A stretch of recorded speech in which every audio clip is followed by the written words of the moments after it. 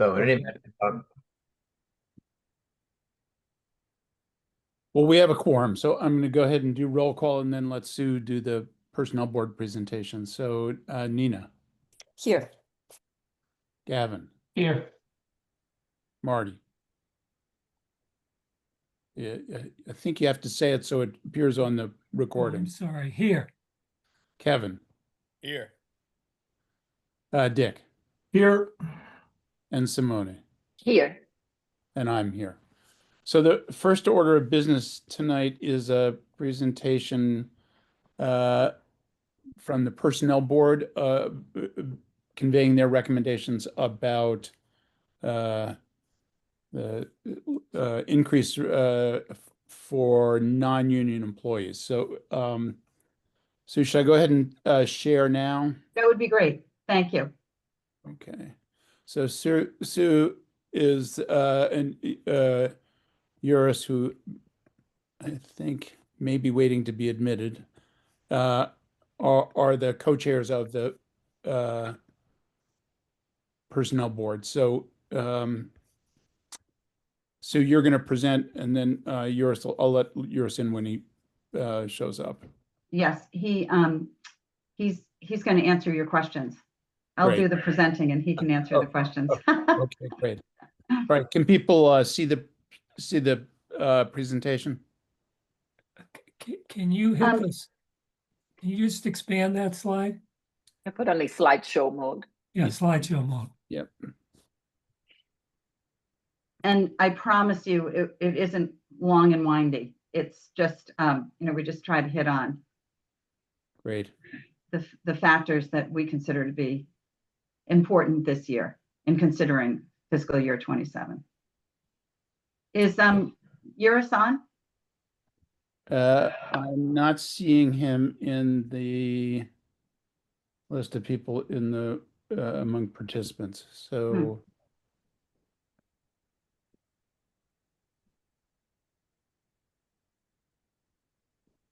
Well, I'm happy to get started. And, if there's something that he is more specialized in and we need an answer from him, then I can, I'll make that happen. Do you want me to get started then?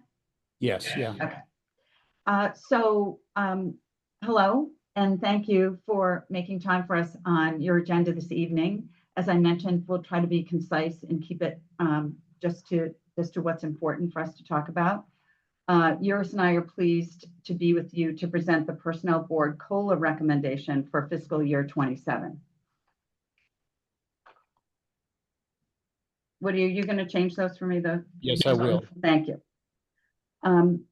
As you know, there are a number of factors that impact the COLA recommendation process: inflation, housing costs, energy and commodities, healthcare expenses, particularly this year, which we'll talk about a little later, wage growth, interest rates, and the municipal labor market. We're not going to go through all of those, but it's this process where you're trying to think about the future and all the things that will impact our townhouse employees' paychecks.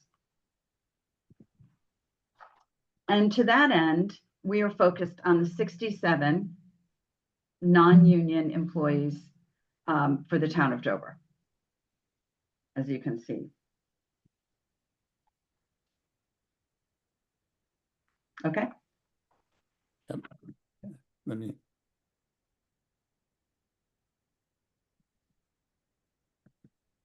And if you have any questions along the way, please let me know.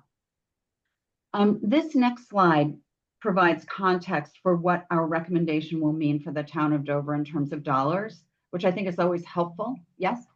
Can you put it on slideshow presentation? Yeah, sorry. I know. I made this as large as I possibly could. It's, it's always tough when you have a spreadsheet.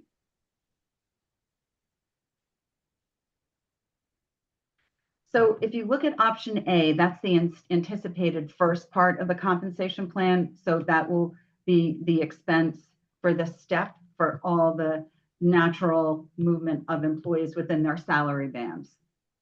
And then the second piece is our COLA recommendation. And just as an example, here you can see under option B, if you take the fiscal year 26 base plus a 1% adjustment, you can see that rounding to the nearest 1,000, that's $52,000. So just to kind of give perspective, whereas a 3.25 adjustment would mean $167,000. So I hope that sort of lays it out clearly.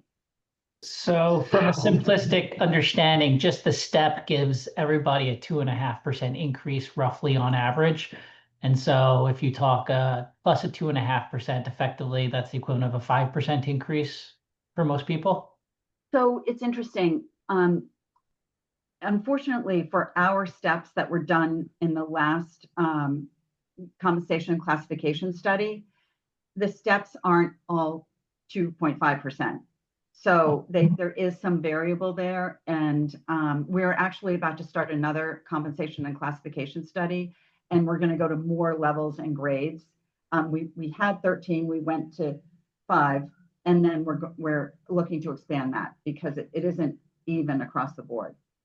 Okay, so the way to think about it is on average, but some people could be larger, some people could be less. It's Yes. more just the rough math is it's already a 2.5% increase on average, but unevenly distributed. Yes, I would say that's appropriate.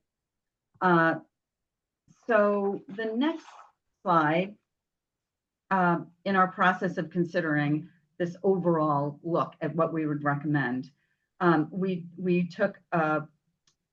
discussed the CPI for Boston, Cambridge, and Newton as of July 2025. And as you can see, that is approximately 3.1, 3.2%. So that gives us kind of a good feeling for what's happening around us.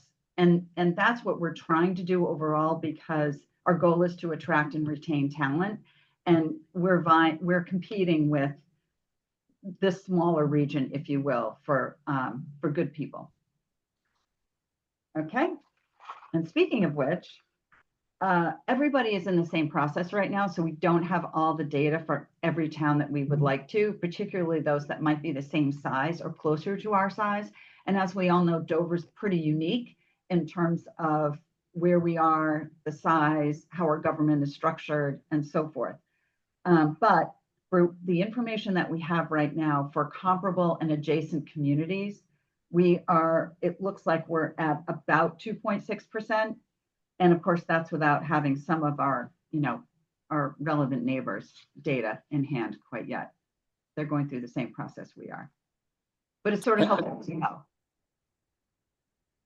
Sue, do you have an idea when those will be available? I don't, but I don't. I can get that. I can ask Robin, because she's the one that she has her network of other HR people, and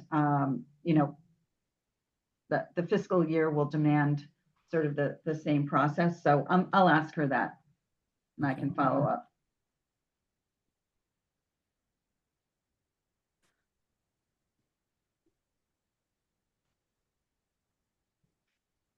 Okay. So then moving forward, this is sort of one of those slides that can make you shriek a little bit, but it's actually sort of, I think, probably more relevant than it's ever been. And as I mentioned earlier, we all know that healthcare access and healthcare costs are rising pretty dramatically. And what we have learned, and this, fortunately, Robin has access to some of these networks, but what we have learned is that the average of the Blue Cross Blue Shield and HPHC, so those are the two insurance carriers that are available to our employees, that they plan on a 13.8% increase. Now, the town of Dover pays 70% of an employee's healthcare costs on average. So that would mean that 30% of the increase would be passed along to them. But it runs along something like, the example we had was, if an individual is paying $923 a month, this increase would mean that they would now be paying $1,042 a month. And so you can imagine that what that does for a couple and a family and so forth. And again, we're just trying to think about, you know, those employees and how all of these factors are going to hit them, you know, in all of us and the relative near future. Okay. So just as a refresher, I mentioned earlier, there are two components to our compensation plan. There's the step structure that we talked about. And I always remind myself that nearly 100% of Massachusetts town have a step increase structure, and over 75% use it for all employees, including collective bargaining agreements.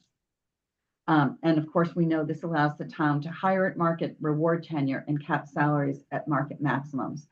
And I will say, and I'll get into this in the next slide or two, it's been the first time, I think I've been on the personnel board for over 20 years. And this past year is the first time where we have seen multiple requests to hire above the salary caps.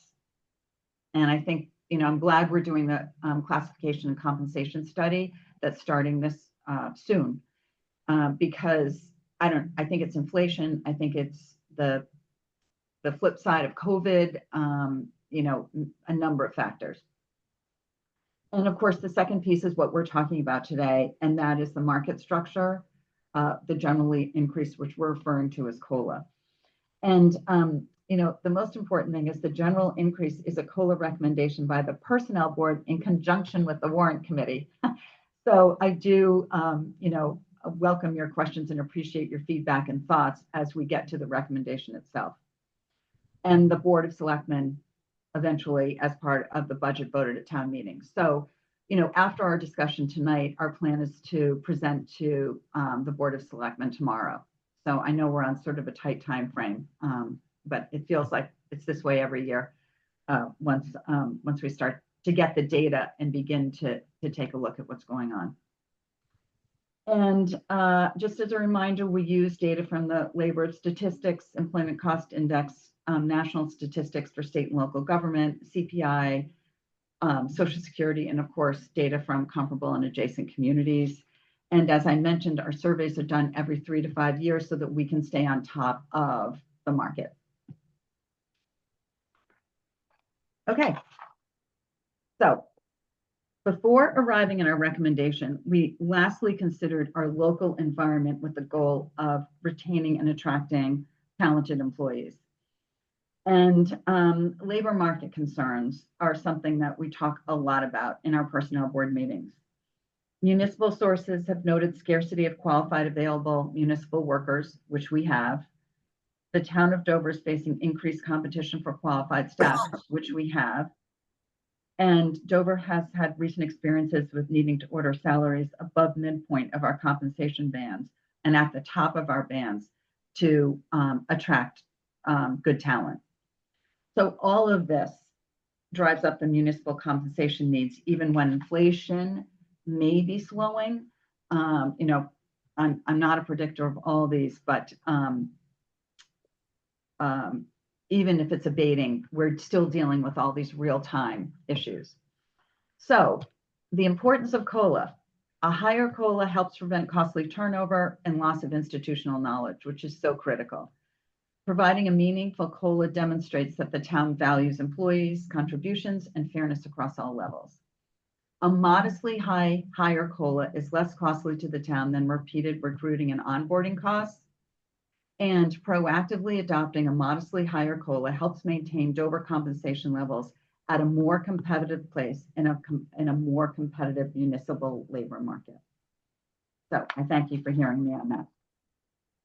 So in consideration of all these factors, and with much discussion on employee well-being in the town of Dover, we arrived at a recommendation of 3.25%, which would be a cost of $167,000.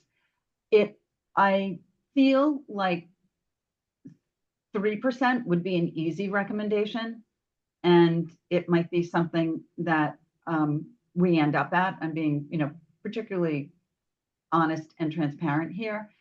I just, and the personnel board just felt that, particularly because of the rising healthcare costs, and because we're we feel like our salary bands are low right now, even though we have our compensation and classification study coming soon.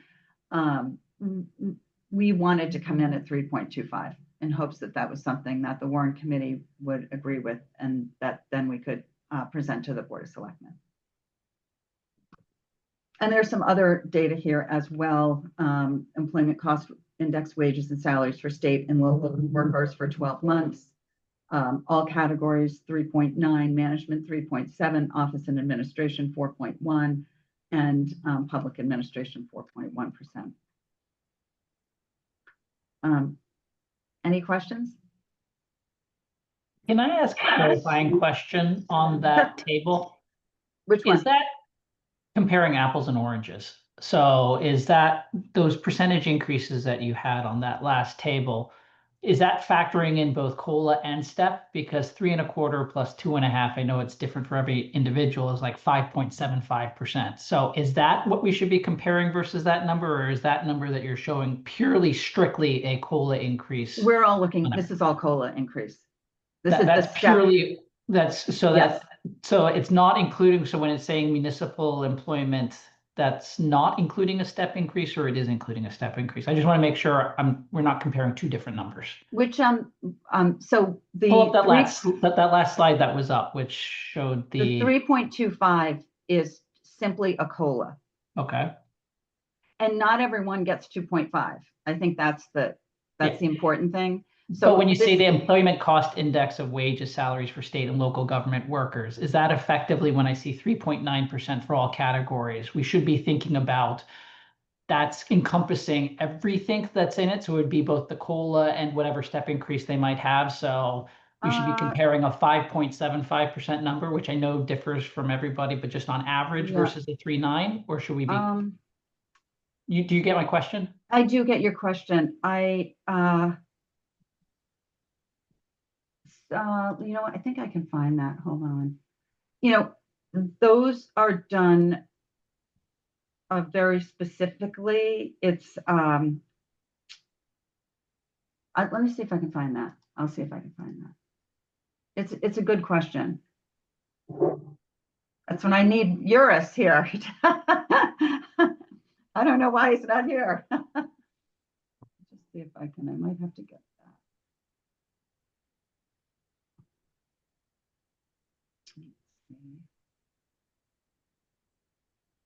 And I guess the only other question I also had was, what percentage, or what's the total healthcare costs for the town, as sort of as a percentage of the budget overall? Like, how much are we actually spending on healthcare? So if we have one bucket that's going up 13.8%, I think was the number. Yeah, that's a good question. I've never asked the question before, so because I'm just thinking, hey, if you've got 3%, give or take, is what town revenues go up by, because Prop 2.5 and some incremental growth or something of that ilk. If I've got one bucket going up X amount, how big is that bucket? So how much does everything else have the capacity to go up before you start hitting a lot of problems? Right. I am not, that information, as I mentioned, was provided by Robin. So I do not, I guess I could be privy, but our role as a personnel board, we've never actually been involved in managing the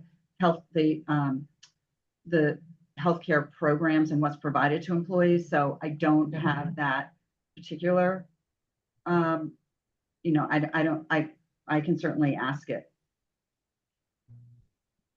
Thanks. Yours, are you on? I think you're muted. That's because the system asked me to mute. So can you hear me now? We can. Okay. So Eurus, did you hear the question that was put forth, which is a good one, about the employment cost index wages and salaries for state, local, and government workers for 12 months? And we were talking about, you know, not everyone. And so would it be is that a step and the COLA together when it's like 3.9, 3.7?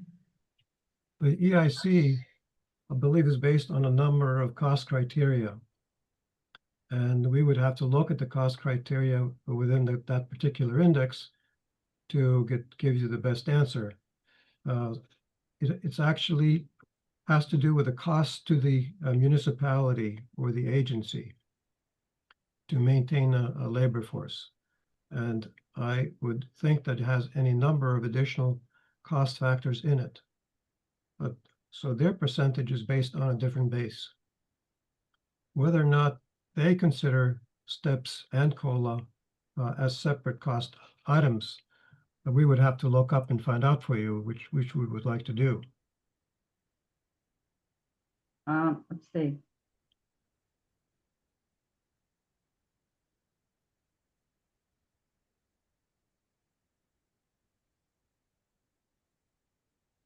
I think it's not going to be worth our time for me to read through this, but we can certainly get that information to you. Other questions?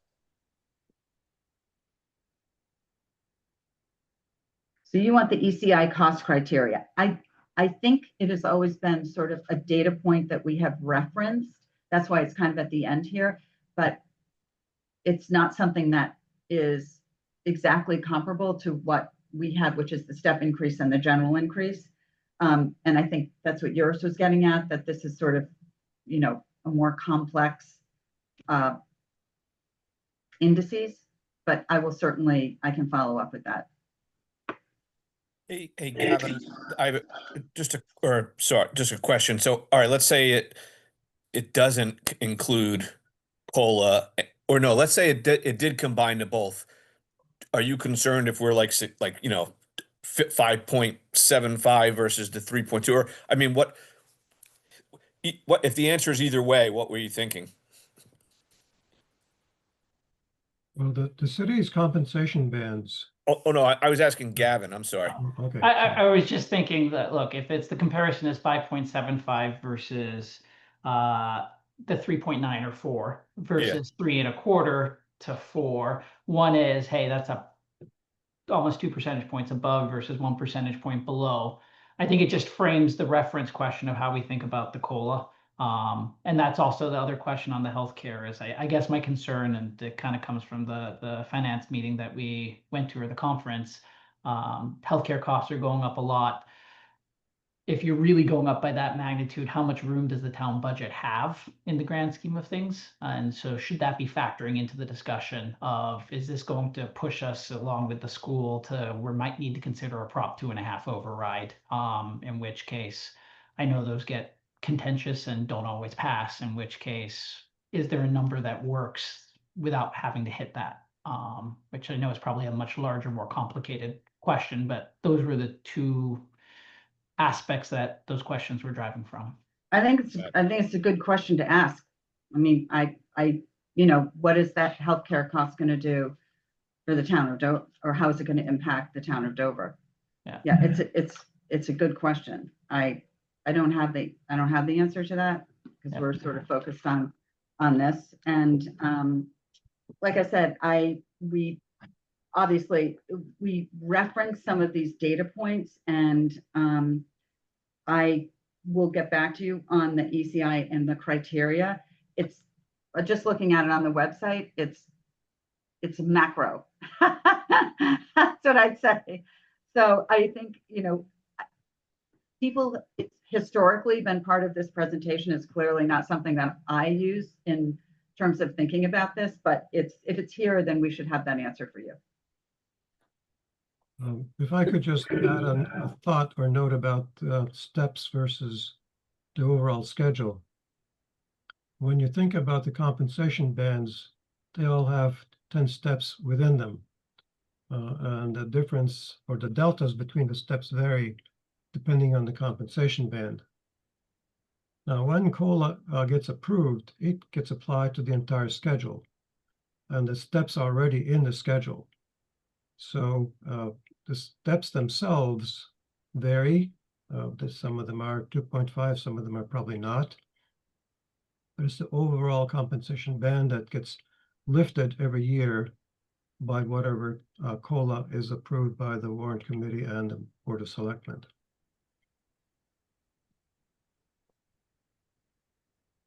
Could I ask, why do we think we're being asked to approve, or you're being asked to approve so many requests to go above the bands? Well, Is that a general statement about where the market has gone, or is it something about our schedule? Well, I would say that it has a lot to do with the current market, which has scarcity in it with regard to availability of qualified municipal workers. And so we are in a situation where we need to be competitive with other municipalities. And so when folks apply for an open position, they often come from a municipality where their compensation level is different, probably higher than the one that we have in front of them. And so when they come to us, if their negotiations with the town administrator lead them to a place where their request places them above the midpoint of the applicable compensation band, then the personnel board has an opportunity to review that and give its assent or not. And so what we've noticed is that there's a higher incidence of requests that have occurred like that over the past, I would say, year or so. And of course, there are also normal hires which occur without special authorization at the within the earlier steps of the bands. But we are struck by the number of times that we've had to respond to those situations, and the town has always wanted to secure these staff for obvious reasons. They're qualified, and the town needs qualified people.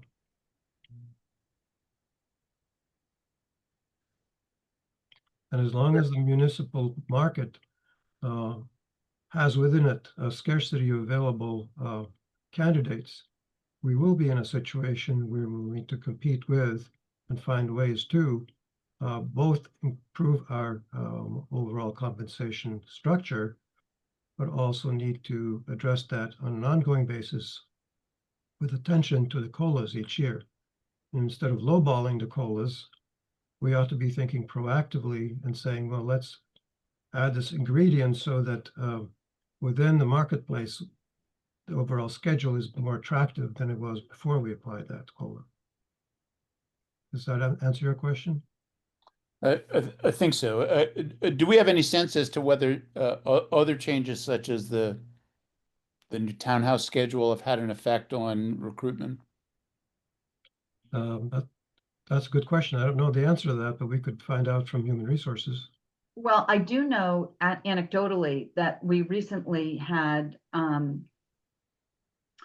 there was a woman who was recently made an offer to, I believe, who worked in a neighboring town, but lived in Westwood, but she worked from home 2 days a week. And so one of the things when we were pushing back on, because they were asking to bring her in at a certain level. And one of the things we said, well, okay, well, she's working from home, so she doesn't really have as much of a commute issue. She only works 2 days a week in the office. And I think the fact that she had Fridays off was huge. So anecdotally, I think that is one of the things that we've seen. And what's happened is it hasn't been that they've been asking for a lot. It's just that to get them so they're not giving up salary, which I'm not sure. Do you remember, Eurus, if she was actually going to take a pay cut? Are you thinking of the most recent Yes. one or the one prior to the conservation administrator? No. So I don't think anyone's taken a pay cut, but they're taking less than they could get at some other towns because they, at least in this case, that having that Friday, working late on Tuesday and having Friday off was a bonus. Right. I think it's not unique to Dover, which is why in terms of this difficulty in hiring and how much you have to pay to get good people. And to answer your question, I don't know why per se. I think there are a lot of factors, but I do think this is kind of the ramifications of COVID, where things just stopped for a while. And so the pipeline slowed in terms of people with expertise and training and shadowing and, all those things. Right. Dave, did you have a question? Yes, I just would like to, from common sense or experience, reiterate everything that was just said. We actually did with our treasurer collector. We had to increase her salary at the last minute, or she would have been taking a pay cut. And so it's real, and that's from a town that, quote, is not as affluent, end quote, as Dover. And so the pressures are certainly on the skilled positions within municipal finance are very difficult to fill.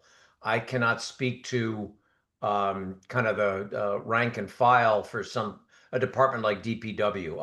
I don't know that, but I do know that what we've been trying to do when filling out the townhouse, we keep going back to the personnel board saying we need more because we had 4 searches for treasurer. 4. That's too much. I mean, it's just we've got to get the pay scale up to where we can handle it. But whether or not that needs to be applied across the board is a different issue. So I just wanted to thank you for hearing my 2 cents. Yeah, those searches have a real cost too. That's right. So there's replacement. Yeah. Replacement recruitment and multiple onboardings. They all have costs.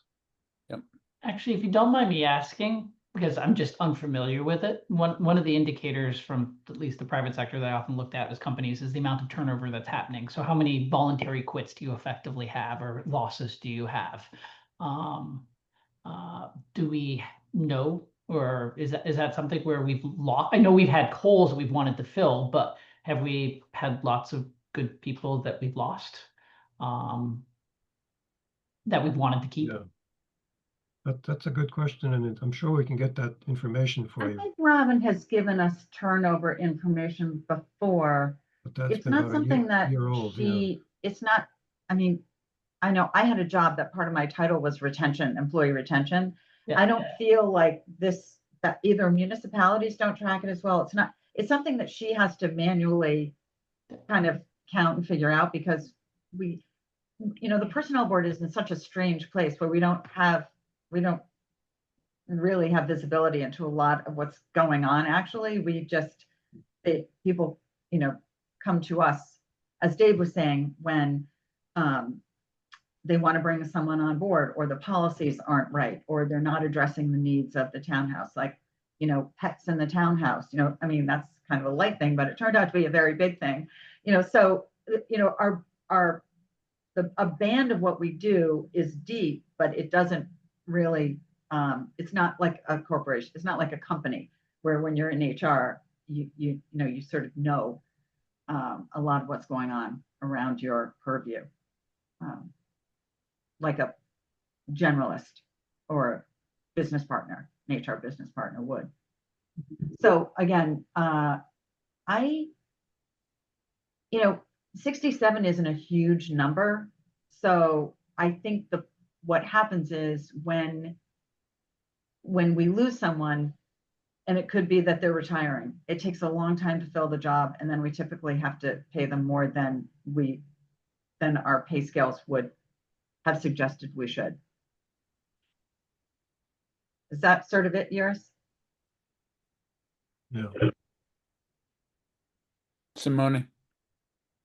Do you have a sense of what happened with all the federal layoffs and how some of the towns and even like the state was planning to actually take these people and train them to be absorbed into this, exactly the issue that we have of lack of experience or You mean federal workers who are being laid off now? Yeah.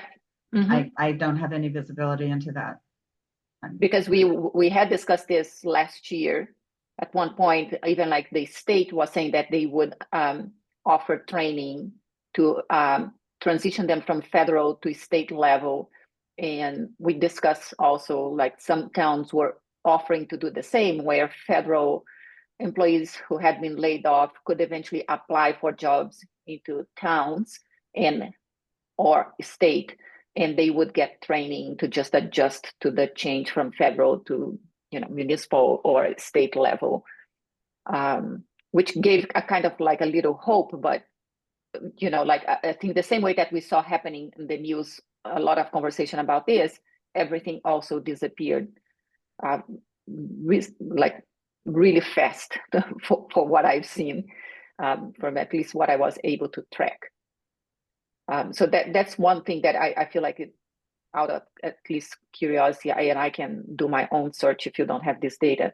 But I think it's also part of the challenge that we had discussed before, when it's not only to find people when someone retires, but we've been historically, as far as I understood, working with a very small group of people. So we are always behind in the ideal group of employees that we would need to have here in Dover to run the town as we would like. So it just feels that we are running behind also on that, on new hires. The director of HR, Robin Ticino, for the town would be able to answer those questions for you. Yours and I are not involved in recruiting. We just see what comes to us, and that is when folks are trying to bring people in and they're not falling within the pay scales. I feel like we wouldn't be at an advantage from a pay perspective with federal employees moving them into the townhouse. My guess would be that they would be above our pay scales. That's just anecdotally. Yeah, I would expect something like this, but I think that there's also, the challenge between not finding a job equivalent to what you were making before and having an opportunity to continue working.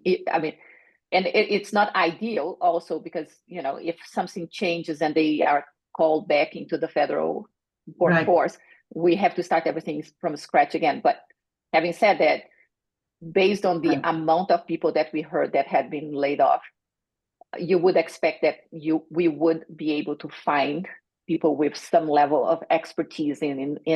Yeah, I don't know what the unemployment process is, like how long, I don't know if that's extended or if it's just a typical unemployment process for them. There is a period of time where they can look for other jobs, but I imagine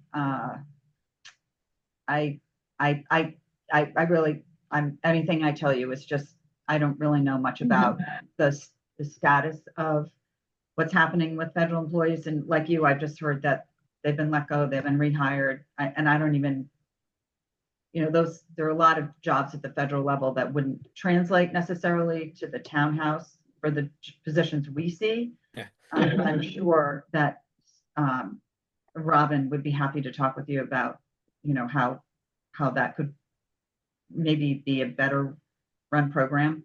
And to your point, we're all limited in how much, she what she has to do every day, but it's a really great idea. So I'm sure it's something that she can follow up with you on.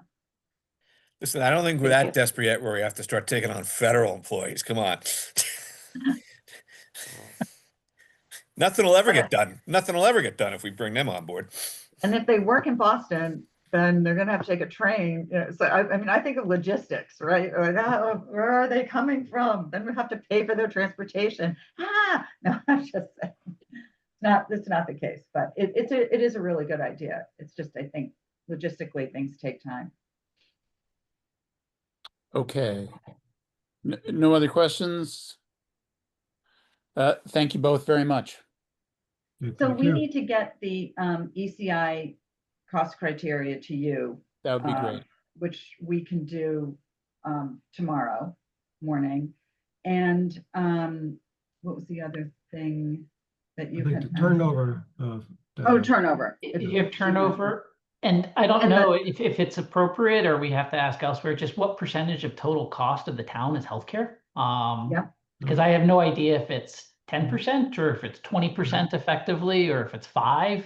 I think we're probably a little less concerned, or at least I'm a little less concerned if it's 5% going up 14, but if it's 15 or 20% going up 14, all of a sudden I start getting very worried very fast. Gavin, I can help you on that. I'm looking at the 24 blue book because 25 is inside.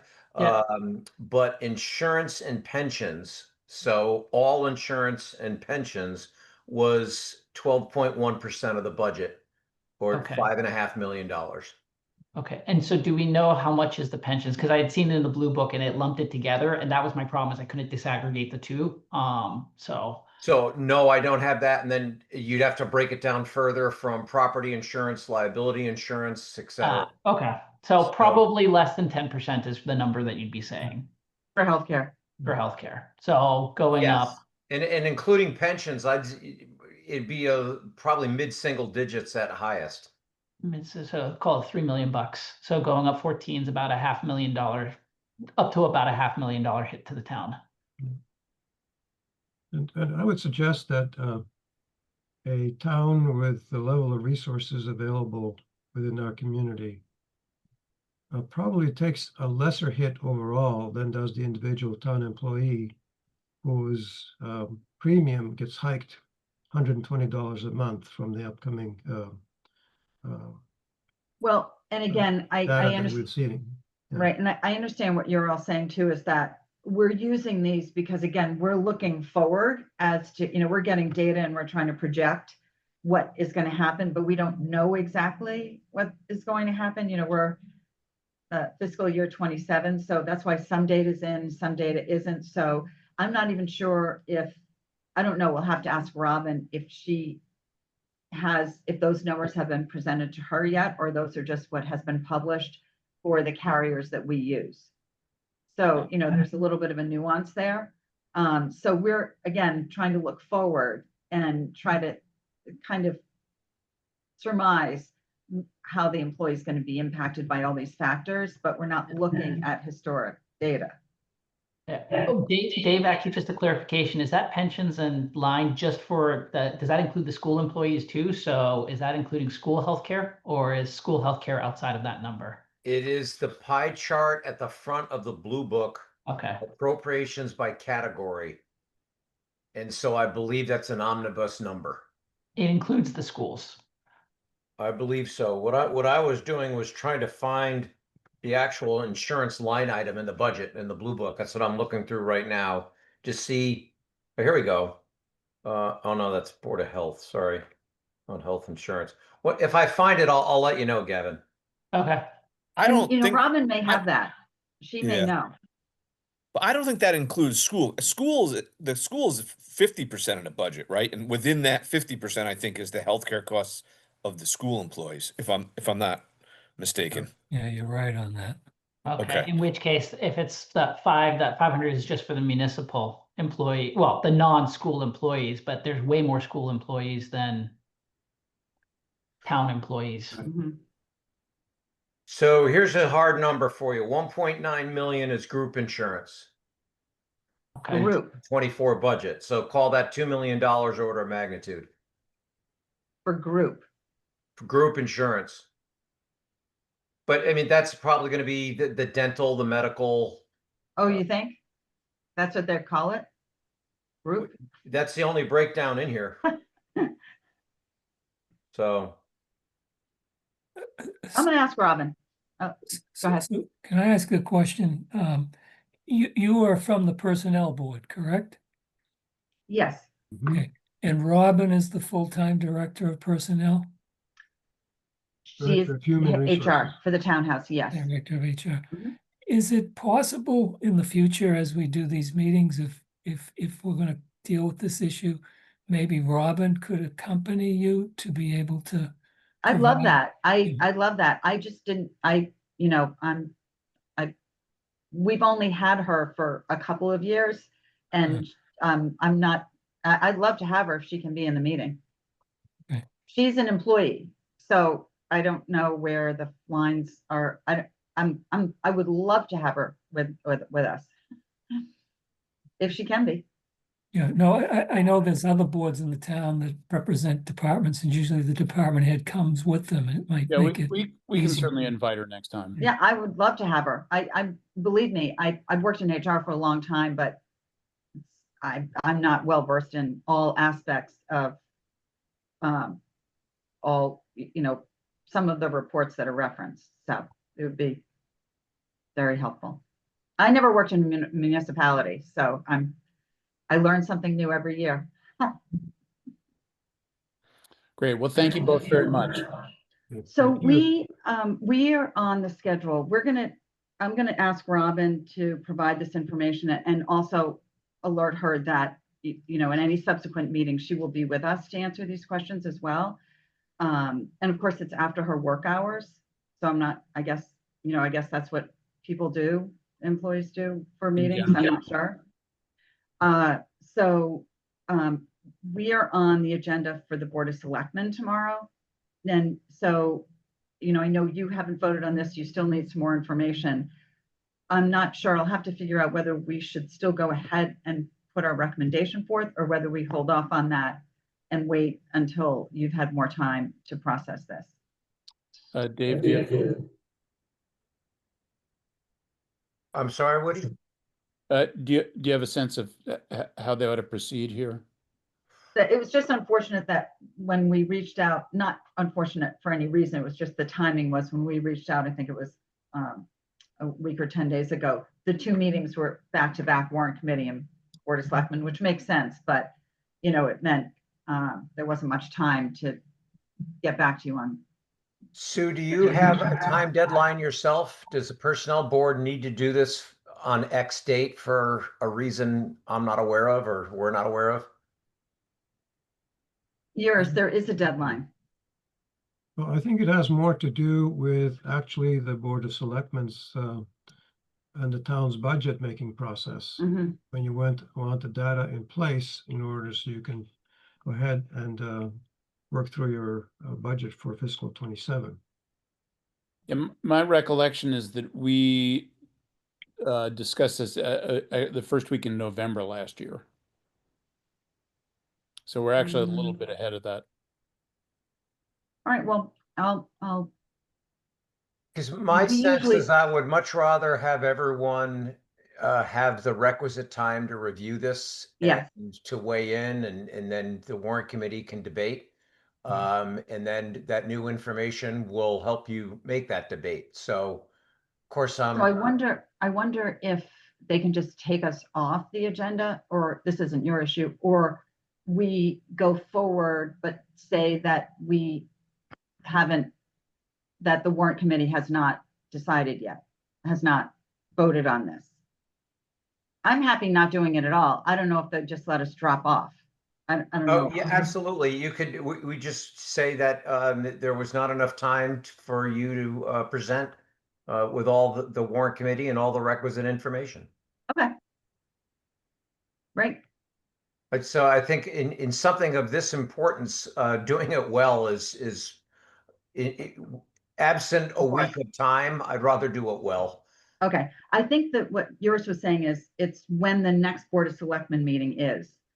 So like I said, it was like probably 10 days ago when we got all this first draft together. And I have to tell you, part of the reason I feel like we were a little later than we normally would have been is because of so many requests that have come to the Personnel Board for increases and hiring people above the midpoint. So, you know, we're a small but mighty team, I guess. Yes, so the Board of Selectmen is meeting on Tuesday, November 4th. Okay, so that So- would work. That's not too far out. All right, I'll send that, I'm gonna send that.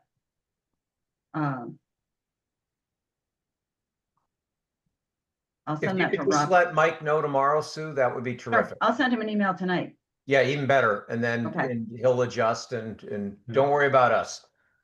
Oh, no, I'm so grateful. And like I said, it was just unfortunate that the two meetings were back to back and, you know. That's I think- Murphy's Law. Yeah. But, you know, like you said, I'd rather get to the right place and so much has changed, so much so in the last year, I think, versus the last 5 years. So it's important to stay on top of it all, do it the right way. Yeah, the only issue in my mind again is the increase necessary across all levels, or is it just the skilled municipal positions that we're having trouble filling within grade? I see what you're asking. I think typically, you know, when you're thinking about a cost of living adjustment, it's for everybody. Right. Because otherwise you would encounter internal fairness issues and equal treatment. Yeah, so, you know, we raised all these other more subtle points that go along with, you know, keeping your employees sort of feeling like we care about them and that they're important to us, but this really is a cost of living adjustment. So it really would, if impact, it's to benefit all of these non-union townhouse employees or town Okay. employees. Thank you. No, Right. thank you. We appreciate it. All right, great. And you can email me whatever information you're able to get in the next day or two. Okay. And so then, would we meet with you again? Or we'll get this information to you and then you can tell me next steps. And I'm Yeah, gonna send an email to Mike. That'd be great. And I'll talk to Michael as well, and then we'll discuss it among ourselves as to whether or not we think another meeting's necessary. Perfect. And I'll see, do you want me to CC you on my note to Mike tonight? That'd be great. Okay, that way we have it all covered. Perfect. Great. All right. Thank you very much. Well, thank you. We appreciate your help. Yes, thank you. All right, great. So, as I said in the email, Gavin, Marty, and I went to the Association of Town Finance Committee meeting last Saturday. The two of you went to the more interesting sessions than I did. So, do you guys want to just talk briefly about what the meeting is like, what happens, and some of the high points? You want to go, Marty? Sure. So as Woody said, we attended this annual meeting of the town finance committees. I think the keynote presentation from my perspective was this budgeting 101, which I recall last year they had a similar session, keying off of this Government Finance Officers Association best practices with respect to preparing the town budget and the financial reporting in general around the town budget. It was very similar because the GFOA standards are the same, but what was different in this year's presentation is the gentleman who reported was the longtime town administrator in the town of Northborough. I think he spent 20 years there, and he just changed now over to the town of Ashburnham versus last year. There were two gentlemen that presented, one from Medfield and one from Holliston, so that the examples they used to illustrate the standards last year came from Medfield and Holliston. This year came from Northborough, since he really hasn't had time to dig in out in Ashburnham.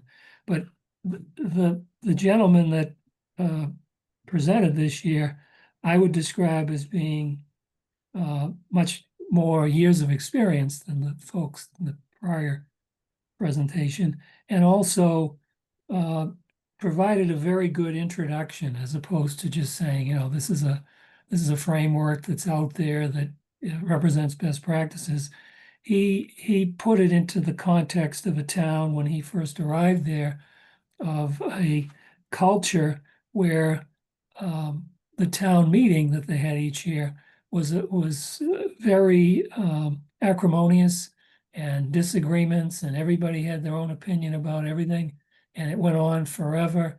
And the benefit of this framework that he spent a significant amount of time putting together in Northborough brought the tension down, and it eliminated a lot of the complaints around lack of information and process in the town. It tied together things in a very systematic way, and as he described it, it allowed for the town to really know where they were going.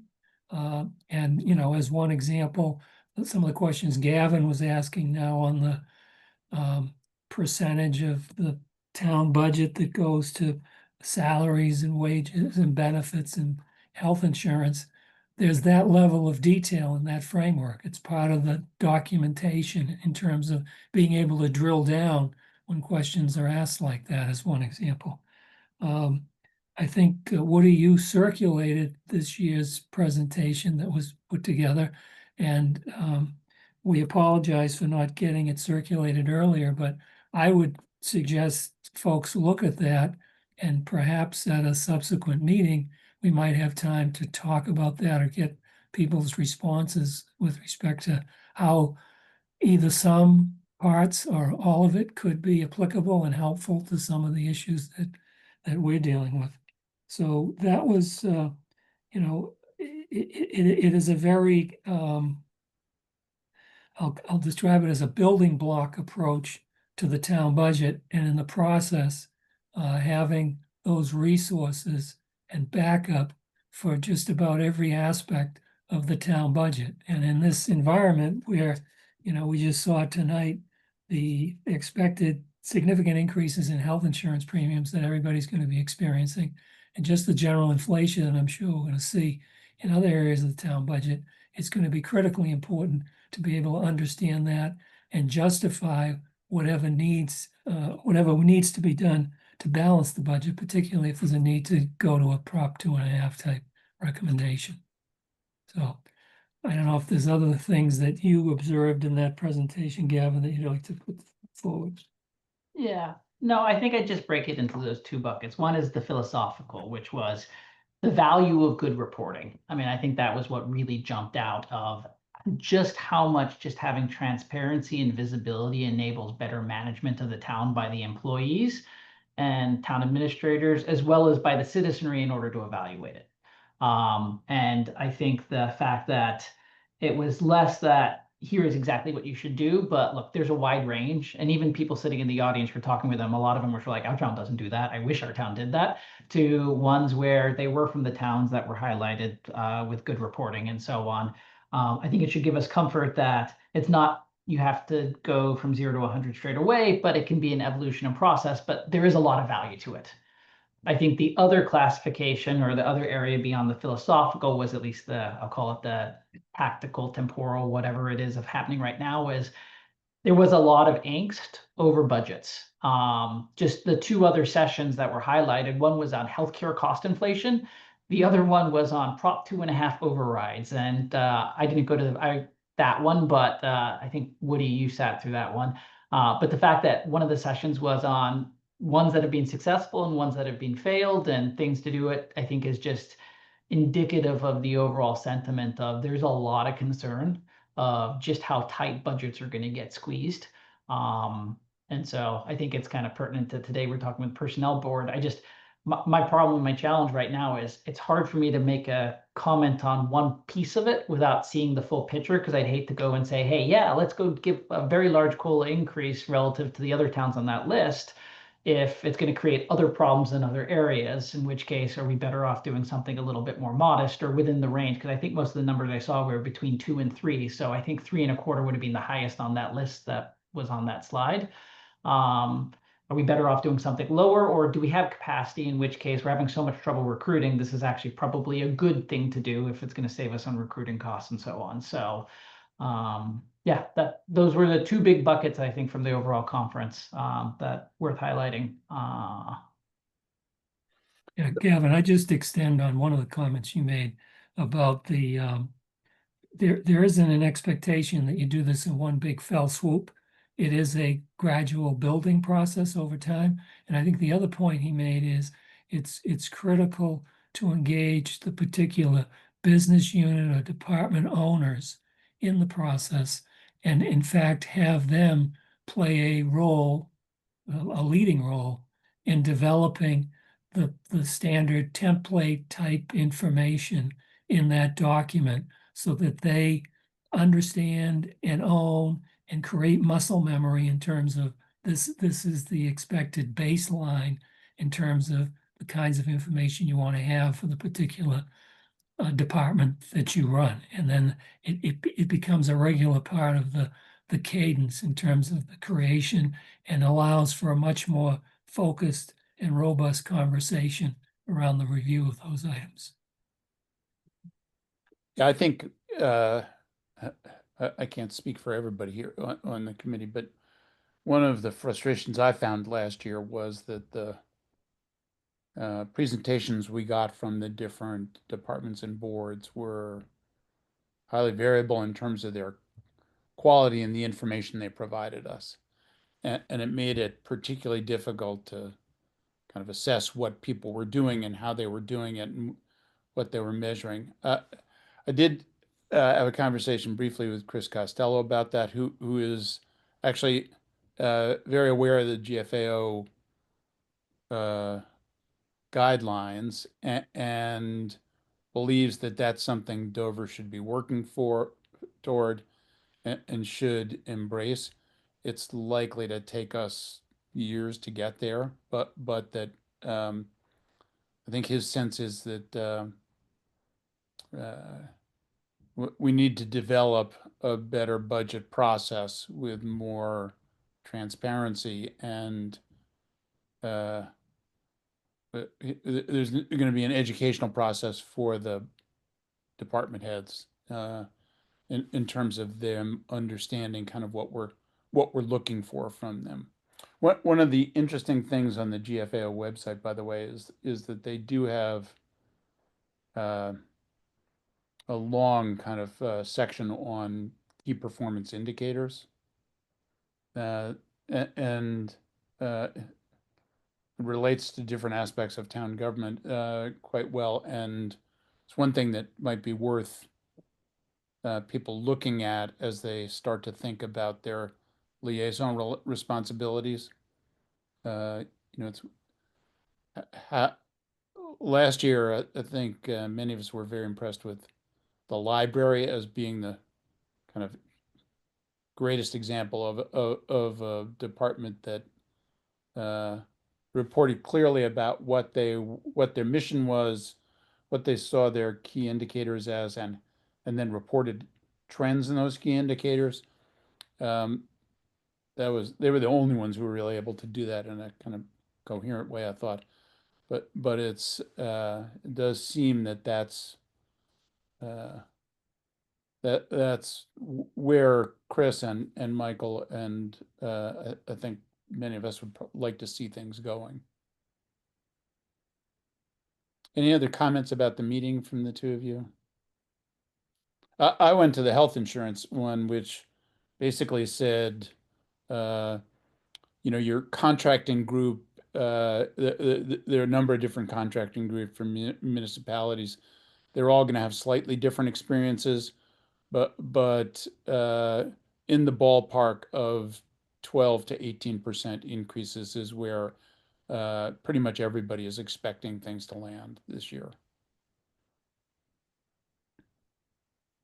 There, I did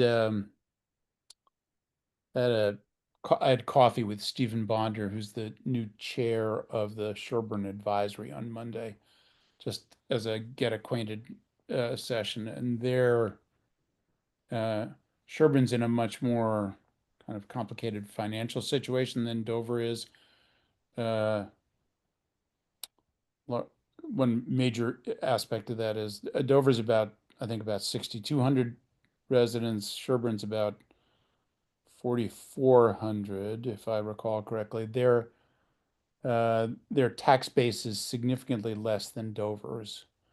Dover's valuations are significantly higher, but Dover and Sherburne have nearly equal assessments for the school budget because a greater percentage of Dover students go to private schools. So as a percentage of the Sherburne budget, schools are significantly higher. I think they're up around 58 to 60% of their budget, whereas it's around 52, 53% of our budget. So they're about $500,000 from their levy limit under Prop 2.5 and are seriously concerned as to whether or not they're going to need to go for an override this year. So they're looking at a variety of ways to contain their healthcare costs, one of which would be to, one of the key strategies people are talking about is increase, going for more high deductible plans. That has a lot of downsides as well, but that is one of the few ways in which towns can potentially manage their costs a little bit. Is that what they said in that session, Woody, about that? That is one of the things they mentioned in the session, Which is effectively shifting more of the cost to the employees, right? It is very effectively shifting more of the cost to the employee. And Actually, just a slight nuance on that is, since we are in a high deductible plan ourselves, is it's a little bit of a combination of, it also causes a lot more thoughtfulness from the consumer in some cases, in some ways, on how they consume healthcare and what they do. The actual out-of-pocket costs at the end of the day relative to a more conventional plan is not necessarily wildly different, but I can certainly tell you we are much more thoughtful about how we use healthcare and what we do, which I think is part of the motivation for it. It doesn't necessarily mean it's worse coverage or it's more, it creates more onus on the individual in order to manage their healthcare more tentatively. And if you do it well, it can actually be cheaper. If you do it poorly, yes, it can be more expensive. yeah, the fundamental problem though is that you have to be healthy for a high deductible plan. And if you're pushed into a high deductible plan for cost reasons and you aren't relatively healthy, it becomes impossible to manage your costs effectively. That's the challenge. And in most organizations, they tend to offer something of a range of plans in terms of the size of the deductible and that sort of thing. But there are people who do end up in high deductible plans, probably inappropriately based on their healthcare needs. But because of the shift in cost sharing, it's attractive to them. Anyway, I would say that by and large, the bottom line in the healthcare cost session was there's not much these towns are going to be able to do other than to absorb significant increases in the healthcare budget. This is pretty much universal. The costs are going up,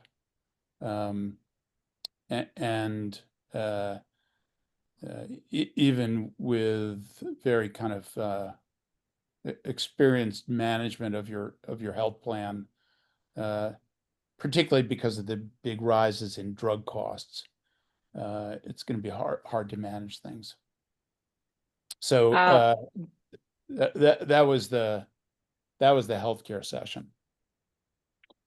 So in regards to healthcare, just two things that come to my mind. One is, I don't know exactly what they do, but my husband's company, the healthcare plan there used to be not a super high deductible plan, and then they actually found a way to negotiate where technically we have now a high deductible plan, but the company provides a refund to each employee to compensate for that.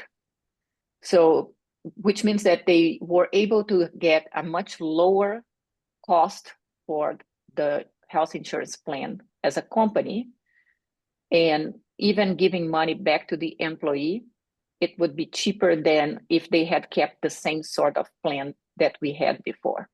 Yeah.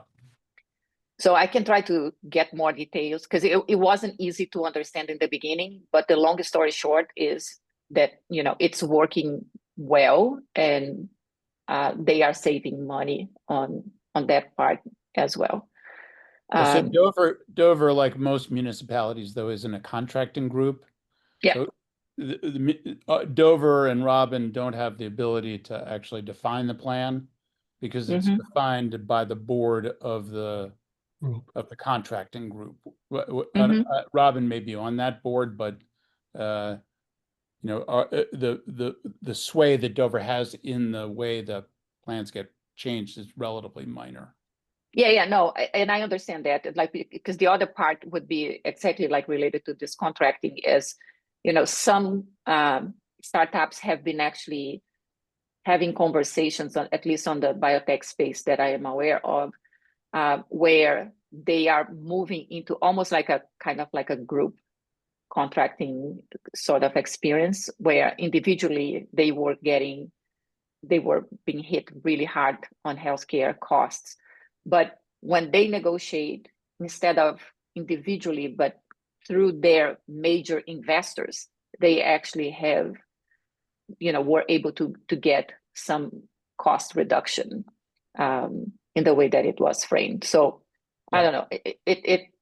I know it's much more complicated, but it's food for thought in case we want to see, what people are trying to create outside of the norm. Okay, I and a few other things, but I think I'm gonna go just skip over them. What I did want to talk about briefly is just our timeline for the next few months. So I've had several conversations with Michael and Chris and Robin, and we have talked about this within the Blue Book working group, that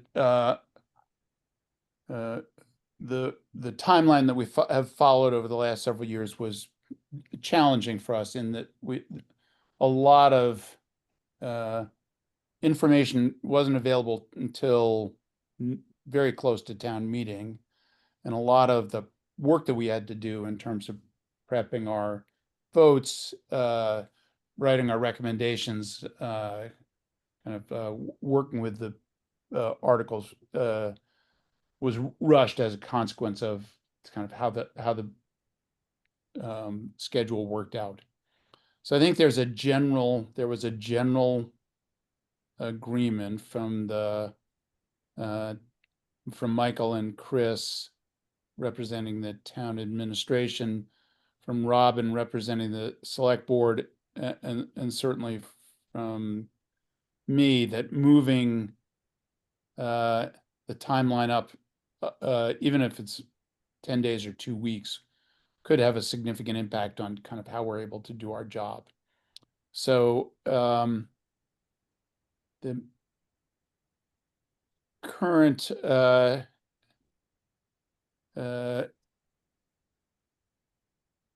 kind of key dates that we're starting to get people to try and firm up. I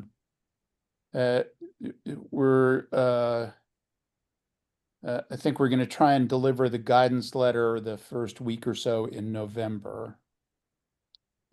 December 4th, approximately on December 4th, all the budgets are supposed to go to the town administrator from the town departments. The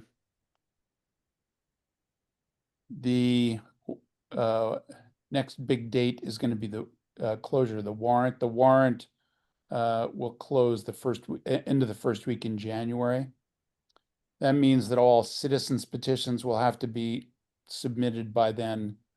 So we should know kind of early in January how many and what citizens petitions are being proposed. Currently, January 9th, I believe, is the date that the Board of Selectmen will start to review the departmental budgets. And around January 15th, we should get the first presentation of the town budget from Michael to us, and we'll probably also be going to the select board at about the same time. Then we have to think a little bit for ourselves as to how we want to manage some of the other things. Last year, if you recall, we consolidated the departmental reviews into 2 days and had 2 longer sessions, one the last week in February and one the first week in March, at which we had all the major departments present their budgets. We also had the planning board present their kind of key articles for review, and we at least considered went through the citizens petitions. Michael and Chris have asked if last year we decided only to review the major departments because we thought the budgets for some of the smaller departments were small enough that they didn't require a significant amount of attention. I think Michael's sense is that he would like the people who do all the budgets to come under some scrutiny, and would like it, if possible, for us to review all the departmental budgets. If we're trying to advance our reviews, one of the complications is always when school vacation week occurs in February. This year, school vacation week is, I think, the 16th to the 20th of February. If we wait until after school vacation week to start our reviews, we're again at the end of February, beginning of March. So what I would like to propose is that we start our reviews the week before school vacation week, and probably have two sessions that week, two longer sessions that week, and get through as much as we can. One complication is that currently, as most of you recall, the Sherburne Advisory, we and the Regional School Committee have a joint meeting in February for Dawn to present her budget and to go over any other major issues. Last year that was, let's say, consumed by the turf field discussion, but that's the point of that meeting. That is tentatively scheduled for February 11th. Again, that's the Wednesday before school vacation week. So I'm a little hesitant to have two additional meetings that week. We could try and have one meeting before, I guess it'd be about the 6th of February. That's pretty early. I think it's maybe aspirational, but it's possible that the town budget will be in pretty good shape by that point. Michael and Chris are going to be pushing pretty hard for it to get put together quickly. We'll at least have a pretty clear sense of where the different departmental budgets are coming in.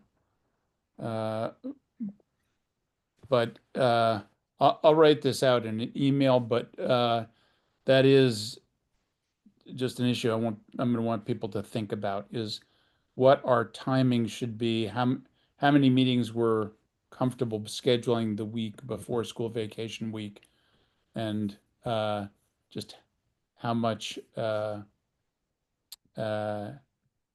confident we can be that the town budget's going to be in a reviewable shape at that point. I should also tell you, though, that because the town has engaged the Collins Center to review all of the capital requests, review the ways in which capital is paid for by the town, and to really go through in a very kind of coherent way all of the capital needs of the town. It feels as though the capital budget will be in pretty good shape well before what it has historically been. And they're doing a much more comprehensive job. They've pulled all of the insurance documents to make sure they've got every vehicle that the town owns, and have been able to kind of try and figure out what a replacement schedule is going to be needed, and that sort of thing. So it feels like the capital budget could well be largely completed in January.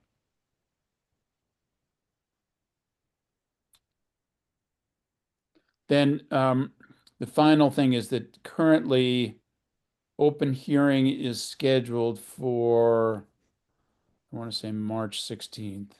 Yeah, March 16th. Michael's going to try and find out from Felicia if that date is set in a bylaw. It probably is just historical. And if it is historical, then we try and move open hearing up to the first week in March.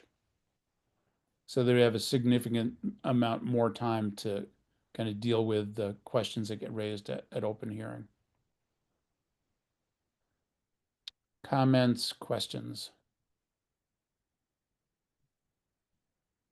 Woody, you mentioned the guidance letter you hope to get out by November 1st. Yeah, November 6th or 7th. Oh, 6th or 7th. Yeah. Is there? Gavin's done a draft, which I think is actually great, and I think you know, I'm going to go through a few things, but I think we're probably going to be able to distribute something in the next few days. And there'll be a template with that as well. There hopefully will be some template. That's Michael and Chris are actually asking for something of a template. They would like us to kind of put into the guidance letter template for the department heads to consider, key questions for them to consider, and potentially ask them to identify their key mission and a key, at least one key indicator. So we wouldn't put a spreadsheet or something that they can fill in. It'd just be a I don't series. think we would I don't think we would do that, because I think Michael and Chris would prefer to do that on their own. Okay. And so I've held off talking to my liaison departments until we kind of have that. So once we get that, we can then start Yes, to have those yeah. conversations. Other questions, comments?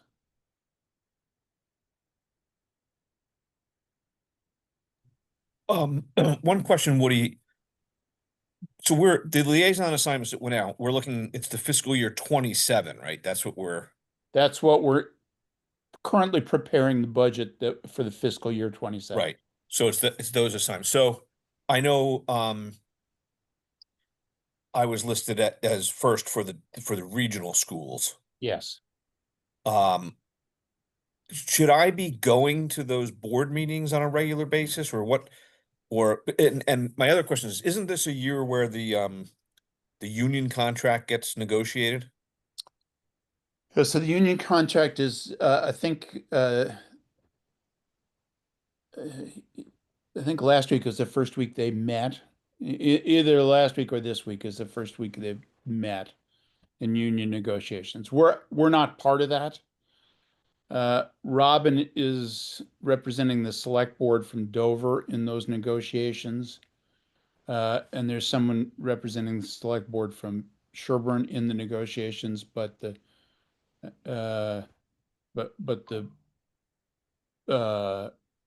Warrant Committee from Dover and the Sherburne Advisory are not represented or engaged. We do get the fallout of that, obviously, and I think there is, but Robin did tell me the other day that they can't tell us anything about what the union's looking for. All of that stuff is considered confidential at this point. But she did say that the town is quite concerned about what the potential damage is. The hope is to have a signed contract by the early March. Why wouldn't I, or not me personally, why wouldn't the warrant committee be involved in the negotiations that represents 54% of the town budget? Well, because the charge to the warrant committee is not to be actively engaged in negotiations, but our job is to recommend to town meeting whether or not we think the budget as it's been presented by the select board and the town administrator should be approved. I So see. we're not prepared, although we interact with people around the budget. Our job is not to prepare the budget, but our job is to Advise. advise. And Advise the people. yeah. In the handbook from the Association of Town Finance Committees, they make the analogy between the Finance Committee, Advisory Committee, Warrant Committee, and the House Ways and Means Committee. We're part of the legislature, which and town meeting is the legislature for the town. The executive branch being the select board and the administrator. But Kevin, in general, I was schools last year, and I did go to most all of the meetings, and it was really helpful, especially heading into the actual budget, because it's just a huge budget and it changes several times through the year. So it is helpful to go Yeah. to the meetings when you can. Yeah. Okay. Thanks. Other comments?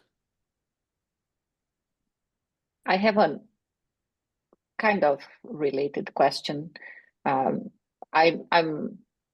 still trying to understand what, like, in our role as advisors, right? As you were saying,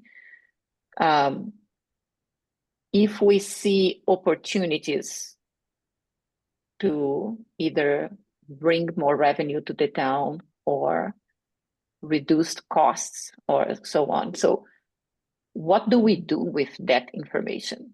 And the reason I'm saying this is, and maybe Dick will be able to give more clarity since you were part of the community center.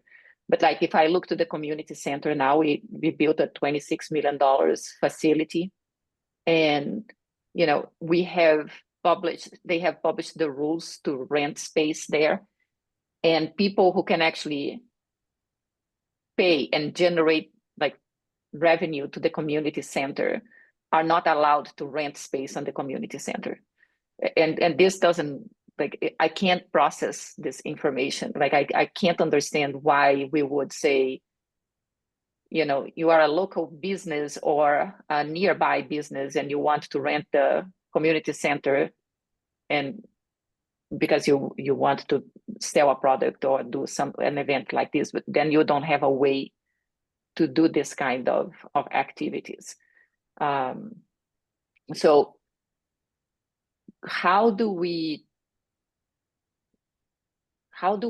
actually support? Because I feel like we are an advisor, but a very reactive advisor rather than a proactive advisor. Simone, have you asked Michael Blanchard that question? No. Because there may be restrictions in a city or town engaging in for-profit activities and having unfair advantage over the business across the street, the private business in the neighborhood, because they don't pay taxes, right? Right. And therefore they're competing directly with others that have additional cost burdens. Is probably one of the theories. I don't know, but Michael should know that. But I like Simone's question overall as a new person on the warrant committee. Exactly how involved does one end up getting if you see areas either that you'd say, hey, room for improvement, or that seems high, but are there alternatives to do lower, or revenue separate from the specific question on Carroll Center renting? But the philosophical question actually kind of shares Simone's question. I'd love to hear the answer. So I think that there are multiple opportunities as a liaison to interact with the people who are in the department that you're interacting with, that you're kind of providing communication with. And I think there's no formal way for the warrant committee to make these kinds of recommendations. That every citizen in town is capable of initiating this sort of thing, right? We by virtue of the fact that we have some contacts in town and kind of know a little bit more about how the town government works, probably have a greater ability to influence things. But the warrant committee by itself doesn't play this role. That's not to say that as a liaison, you can't say to Kevin, did you think about applying for this grant for the DPW? Or have you thought about, to the schools selling naming rights to the stadium or something? Those are, you can certainly make comments like that. Frequently what I found is that a lot of the people have a better handle on this sort of stuff than we sometimes give them credit for having. And there are often subtleties of the way town government works that we don't understand that make it difficult. But we certainly had a lot of communication with, or 2 years ago when I was the liaison to the DPW, I had a lot of conversations with Kevin about what a schedule would be, to how he was going to decide on his replacement schedule for his trucks, and thinking about that and questioning kind of what the approach was going to be to repaving. I think you have a lot of opportunity to interact around those things. We don't, as a group, vote on them or make formal recommendations.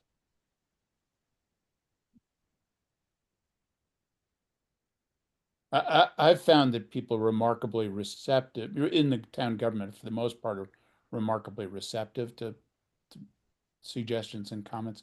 That is not to say that things get done very rapidly. I'm still very worried about whether or not either of the citizens' petitions have been acted on. And we're likely to end up, oh, Nina, do you have news on that? I just saw tonight or yesterday that the online system is being activated, and there's training that's going on. So Yeah. At least for that citizen, he won't be able to protest that the promise was broken. Yeah, although he was his motion was to do away with site plan review for residential non-housing construction. And what we were told was that the planning board was going to see a comprehensive review by a consultant of all of the zoning bylaws. And I'm not Okay. I'm not aware that that comprehensive review is actually occurring. Yeah, I can ask if it's appropriate in the next meeting, but I haven't heard anything about that. But I thought, maybe my memory's just not clear on this, but I thought that the software was going to include a lot of that. But it'll make the whole process of permitting dramatically more efficient. Hopefully for the petitioner as well as for the town departments, but that the specific thing that Mr. Here was proposing was that they do away with site plan review, and we kind of pushed it off, saying that if we're going to have a comprehensive review of all zoning bylaws, that decision about that should wait until the comprehensive review occurred. My sense is that isn't occurring, just as I'm not sure that, and Simone, you may know differently, but not sure that or maybe Kevin, that that anything has happened regarding the sidewalk or the safety plan around Chickering. No, I, as far as I know, they created a task force. I'm not invited or involved or Yeah, anything, I so. haven't heard anything. Yeah, I'm not sure that. anything is met, honestly. Yeah. And speaking of the citizens petitions, I know that they withdrew the one about having that street come under official Dover. Yes. Wilson's Way. are they, and I think that they just didn't, they needed a longer lead time to get some, approvals done or some, the widths of the street measured for like fire engine requirements, but, are they pursuing that at all, or do we know? I haven't asked. I live on Wilsondale, so it's just down the street. But and I'll ask. I think that the street is too narrow to be taken by the town. I But mean, if that was the but- term, but don't quote me on that. I'll ask though. I'm just curious. Because I did Would it- feel that for them that like it wasn't clear what the process should have been and whether we could do them a solid by kind of reaching out and saying, hey, if you're going to do this, you might as well get in action now. Yeah, it felt as though the whole process was opaque to them and more opaque than it should have been. Yeah. But if it's too narrow, it's too narrow. That's yeah. Mish? So should we be following up, should the liaisons from last year be following up on those citizens petitions, just to finish that thought? Like, should we be following up on because we made specific recommendations that affected our, what we recommended to the town. And so what's our obligation now through this year to find out for Cross Street, whether the safety task force is meeting or what's going on there, and for the planning board if their internal review process is happening. So again, I don't think that the warrant committee is responsible for following through in this kind of thing, but I'm sorry that Dave has left us, but feels like we could tweak our select board liaison. Okay. And mention that we're concerned that nothing seems to be happening. Okay. I feel like one of the last meetings that Robin participated, she mentioned that the task force had been created for the Chickering sidewalk, Yes. but this doesn't mean that they are meeting. And my sense is it's in the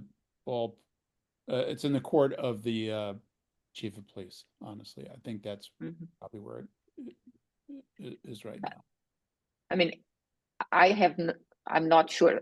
If I had to guess, like, we don't have to do anything. If anyone actually wants to know what is happening, is the citizen who actually came up with the petition. Yes. And should be following up and making sure that the town is carrying whatever decision was made. I agree, but still feels as though. No, I agree with. I would rather know, and because it also gives more credibility to what we do. Yes.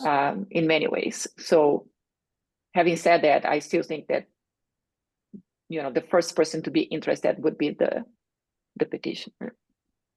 But is our role, if our charge is to advise the citizens, then it seems like that's part of our our work. Yeah, I mean, we might have advised differently about those two petitions if we knew that nothing was going to happen. I can follow up with the chief of police anyway, because I'm liaison with him this year. That'd be great. So last thing, we are probably going to have to vote on the personnel board recommendation. Feels like we could benefit from some additional information. I'm happy to ask Robin if she could attend a meeting in the next week or two. I do think that she might have more knowledge, and she might not. I haven't really interacted with her before, but she might have more knowledge about some of the data they were presenting than Sue and Eurus did. Yeah, I must say that, Gavin brought this up, and I think that this is, like, if we don't do anything different this year, will be exactly as it happened last year when we had exactly the same presentation. And I felt that I had not enough information to make a clear recommendation about the personnel and how big, how small. Like we see a kind of like a green pea in a salad, and we have to say if the salad tastes good. For me, that's the the only analogy that I could come up with right now. But really, like, like I feel like we are seeing just like the green pea and saying, oh, you have to vote if this is a great salad or not, and if you're going to give other people to taste it. Simone, you're looking for context, I think, right? Yeah, I think- it's like we still, like last year we asked to see the whole org chart and the plans, or like how many people we still need to hire, where the money will come from. There's like so much more connected to that, and we ended up voting without seeing anything. So I just don't feel, I don't know if I'm voting for something that makes the difference, and then I'm gonna just start setting the fire, and something much bigger will come up and will create a chaos. So I would say this is actually, I mean, the fundamental problem is that municipal budgets don't start with revenue. Yeah. They start with expenses, and we Yeah. backfill revenue. Mhm. In this situation, we don't know what the town's able to afford. So, but we're still forced into this position of needing to vote. It feels as though we could do the same thing with the personnel board and with Robin in terms of being more explicit about what the data are that we need to process their recommendation. And maybe we won't get it all this year, but that we could make it more clear what we expect next year in order to be adequate justification for their recommendation. Yeah, I think that this goes back to even like what when we were discussing the school budget, and I think that Kevin was the one who brought up this during the whole conversation, that we have, a 52% of the town budget goes to the schools, and this total, and I can't even remember the number right now on top of my head, but it was like 1 million for expenses. Everything else was HR related. It was personnel related. Like I still can't believe that we run the school system the way that we run here in Dover, with $1 million per year, having an overall budget of, I don't know, $30 million that goes all to personnel. I find fantastic in many ways. And I feel like that's the challenge on making some of these decisions and recommendations, is that we see just a tiny piece, and suddenly we are, struggling to debate $1 million approval, but the bucket is a 30 million, and we can't do anything about it if we don't know what it is. Well, I think it's more transparent than you suggest. I mean, Dawn has a lot of that stuff buried in all those budgets. Yeah, versions no, of the I'm budget. using like as a general number. Like, we understand, I understand where the money goes. With the school, actually was easier to understand. What I'm just trying to say here is that if we don't start looking into, okay, so are we spending proportionally more time to approve $1 million for the school because we don't have any possibility to change the direction of the other 29 million that goes to personnel? And right now, with what we need to vote eventually, it feels the same way, that we might be discussing 167,000, but the problem is actually a $10 million that we will need to come up with for everything else, but we don't know what everything else looks like. Does it make sense what I'm saying? I think the analogy with the pea and the salad is still better. Okay. Who eats peas in their salads? I'll go with that.